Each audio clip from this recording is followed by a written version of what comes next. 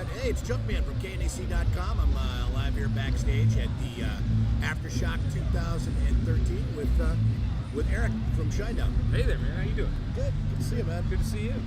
How's stuff? Stuff is good. Still blasting out the rock, you know. I love that. Kind of reporting on the big last festival of the summer. Yeah. So glad you could come by and chat. It's a great one, man. Dude, what a lineup! Seeing a lot of friends. Shinedown's There's all this incestual stuff going on backstage with everybody, you know. A lot of old buddies that you've been cruising around and touring with over the last couple of years. Yeah, and then all of a sudden we all end up in the same place at the same time. Dude, big time congratulations to you guys on just getting to the top of the rock. You know what I'm talking about? You, man. I've watched your band from when it was playing small stages and things like that. You guys are headliners, man. You know, and you know, get through a couple of changes here and there, like physically and with other things too. How do you guys hold it all together and just stay on top of your game like that? You know, it's a combination of the band being healthy now, which you know is it's been a process for the band to get healthy, and we finally arrived at a point where you know, especially with Brent, you know, he's almost 2 years sober, and looks terrific. And as do you. well, thank you so much. Actually, he's over 2 years sober, I believe, at this point, completely sober, and it's staying healthy. And then we honestly have a genuine love for each other, man. I mean, there's no smoke and mirrors with this band.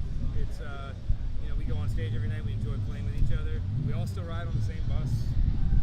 We all still live close quarters with each other, and there's a genuine care and love for each other, man. I don't know any other way to put it. You know, we eat dinner together. We do, you know, lots of things you don't see other bands doing sometimes on tour. We're like a family, you know, and so when somebody needs help, you help them out, you know, and you pick them up, and you know, and that kind of permeates everything we do. Well, it shows a lot of that in your live performance, as is going to happen today. But it just shows that you guys really, really like being around each other. Man. Yeah, well, you can't fake that, especially on stage. Like when we get up there, I'm loving what I'm doing with my best friends in the whole world.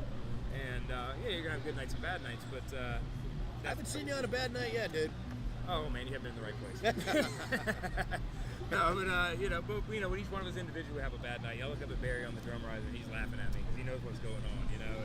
And it's hard to have a bad time, and you can't not have fun doing what we do, even if you are having a bad night. So I had a bad night at Red Rocks the other night. Did you? Think about that. Why so? Bad night at Red Rocks. There's no such thing. So just like amps weren't working. Yeah, right, I had a bunch of technical problems, but I just kept looking up. You know, I kept looking up at the amphitheater. It's like I'm playing this legendary venue, and you just stop being pissed off at that point. Yeah. You know, it doesn't suck. No, not at all. Now, Not at all. the music, man, I've watched it go different ways. You know, there's been records like where you've had, like, you can tell you've done a lot in the studio, and lately you just went and you did a stripped down thing at Henson Studios just recently. Yeah, we did. Tell us a little bit about something called the Warner Sound. It's called In the Live Room. You can look it up on it's on Shinedown's YouTube channel and also on the Warner Sound channel. But yeah, they just wanted us to play. They said pick 4 of your own songs that you want to play. Just the 4 of you in a room, no production, no nothing. Just now, was that a group decision or is it? We were asked to do it. But I'm talking about in terms of the 4 songs. Oh yeah, absolutely. Yeah, we kind of chose the ones we wanted to do off of the new record, and then they said they wanted you to do one cover song by an artist who had recorded in that studio. And we were looking at people who albums that had been done in that studio, and you got the Black album was done there, you got Appetite for Destruction was done there. There was a lot of obvious things to do, and then we saw Carole King had done a record there. And so we decided it would be really cool to do I Feel the Earth Move by Carole King. And Shinedown style. Yeah, and kind of mix it in with, I think we did, you know, You Make Me Feel as sort of like a little vamp. We kind of did this cool arrangement of it, and something people wouldn't expect us to do, I guess. But yeah, man, we played all live right there in the room. I did go back and overdub the bass on the stuff I was playing piano on because we didn't, you know, I can't do 2 things at once. But it was all done straight live, man. 1 take each, and called it a day. It's a lot of fun. It reminded me a lot of doing the acoustic tour that we do, where you play the big arena show with the pyro and the electric guitars, and you're slamming around the stage, and that's a performance. But when you do an acoustic show or you do something like in the live room, you get to be a musician for a second. And it also gets back to you, like you were talking about, with your friends. You get to really, it's just kind of like interacting. Yeah. You know? And the funny thing about that is we had just come off of a break when we did that. We hadn't seen each other in like 2 months or something. We just walked right in the studio and did that. Just, you know, that's how we are as a band. We all connect with each other on a lot of really cool levels. So. The range of your singer's voice, man, unbelievable. Yeah, where those notes come from, Brett's voice, man. He's it's a gift, man. It really is. You know, and there are a few people in this world who are blessed with the ability to reach people with their voice, man. He's one of them, and you know, we're just very fortunate to have found each other and you know, be able to do what we do as a group. So, well, again, going from like, are you a studio rat or would you just? I'm a studio rat, prefer man. Live. I'm well, before I was in Shinedown, I was a record producer and engineer, and that's what I did for a living for a long time. And I mean, I produced Diamond Eyes for Shinedown. I produced the song I'm Alive that's on the Avengers soundtrack. Did a lot of co-producing on the last record. I love it. It's sort of a grass is always greener thing for me. When I'm out on tour, I always find my mind wandering to the studio, and I want to be there, and I want to be being creative or producing a band or writing or whatever. And when I get to the studio, and I'll maybe go online and look at pictures of our live show, or I'll see a video somewhere. Yeah, then I'm like, oh man, I want to get back out on tour again, you know. So, what a blessing though to be able to do the two things that I love, you know, and for a living. You know?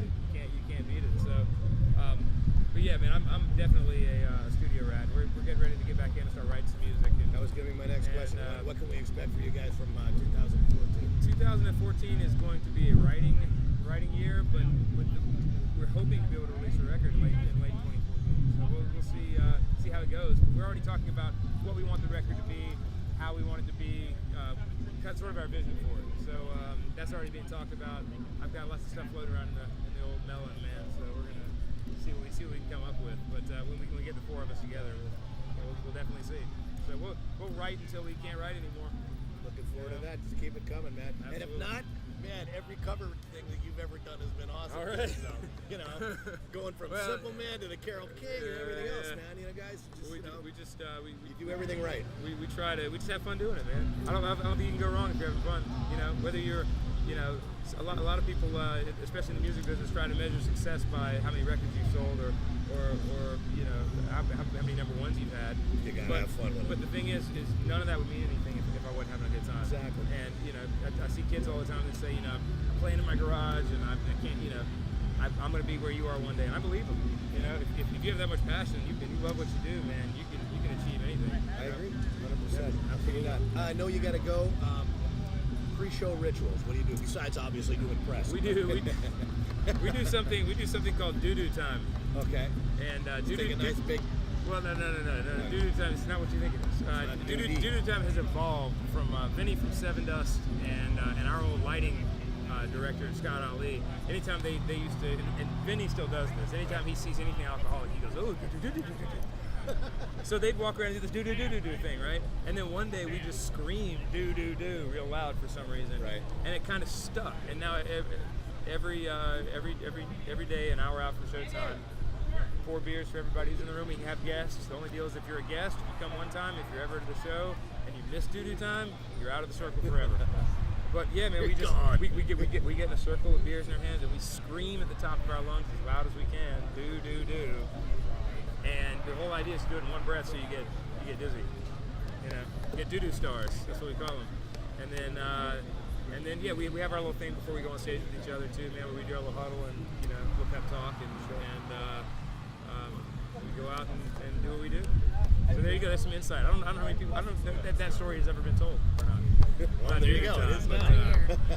I appreciate. I feel honored being the guy to have that there on film.